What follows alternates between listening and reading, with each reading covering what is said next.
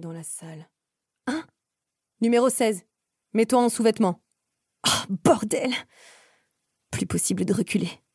Ingrid, je te hais de me pousser à faire ça. Je retire mon long débardeur et défais la fermeture éclair de ma jupe en cuir noir.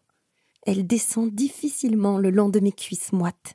Quand je pense au temps que j'ai mis à me faxer à l'intérieur, je suis dégoûtée de devoir déjà l'enlever. J'espère qu'ils ne me demanderont pas de la renfiler devant eux, sinon ça risque de prendre un bon moment.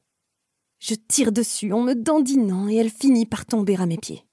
Je me redresse et fixe un point imaginaire devant moi, pour ne pas penser à tous ces yeux qui me reluquent, pour ne pas écouter ma conscience qui me hurle de quitter cet endroit tout de suite.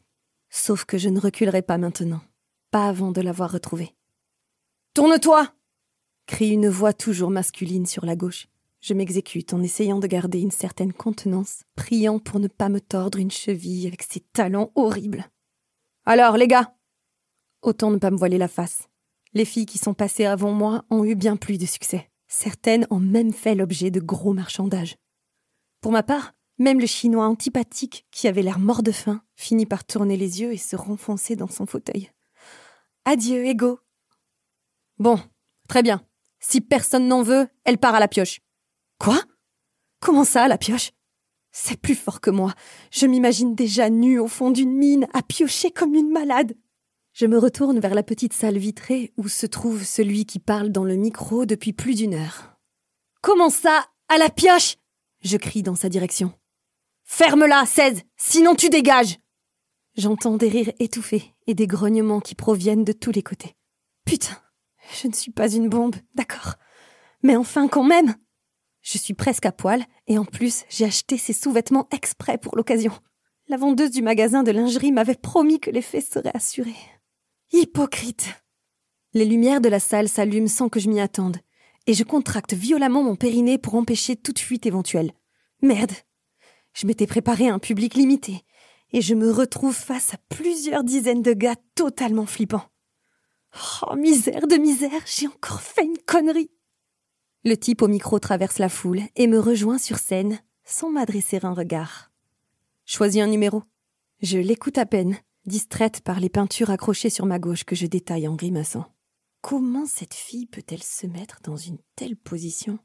Malgré moi, je penche la tête pour essayer de comprendre ce qu'elle fout avec sa jambe comme ça et ce que l'homme qui est peint à côté d'elle est en train de faire. J'y connais que dalle en position bizarre, mais là, franchement, je me demande si ce n'est pas simplement de l'art abstrait. « 16, bordel !» Je sursaute encore et me retourne vers le type qui vient de me frapper le crâne avec son micro de malheur. « Oui, je t'ai dit de choisir un numéro !» Oh ! J'attrape la feuille blanche qu'il me tend et fronce les sourcils en lisant une succession de chiffres. C'est pas vrai, y a pas pire que moi pour faire un choix.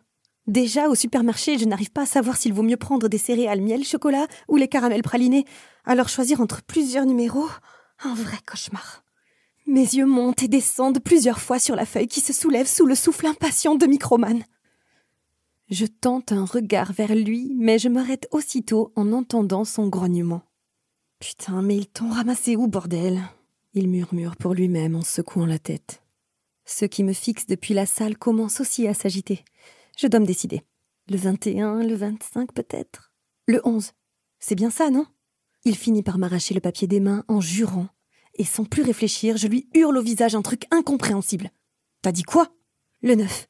Je répète plus calmement. Un silence étrange s'installe pendant que le public attend de découvrir l'heureux élu. « Putain de merde !»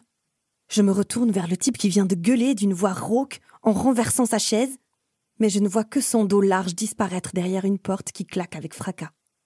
Quand mes yeux se posent à nouveau sur Microman, un sourire diabolique étire ses lèvres. « Tu vas prendre cher, 16. » Je frissonne, sans oser lui demander si je dois le prendre au sens propre ou au sens figuré. Sans plus de cérémonie, un grand black m'agrippe le bras, me fait descendre de scène et m'entraîne derrière un épais rideau en velours. Chapitre 2. Cadence.